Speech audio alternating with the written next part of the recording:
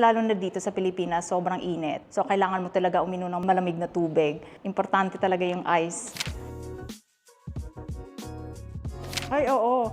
Kasi every time na pag umuwi kami ng Pilipinas, mahilig kami kasi sa mga mango shake. So, kailangan pa namin bumili ng ice sa kapitbahay. So, tsaka hindi mo ma-sure na safe yung ice. Yung Powerhouse kasi, purified ice siya. So, parang safe na safe ka.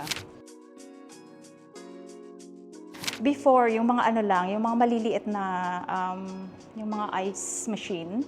Kaso, sabi ko, kung malaki yung demand, so parang hindi ka makakasupply ng maraming ice. So, yung mangyayari, bibili ka na naman uli ng yung maliit na ice cube maker. So, yung nakita ko to, naisip namin na mas maganda pala, parang industrial siya na ice maker. So,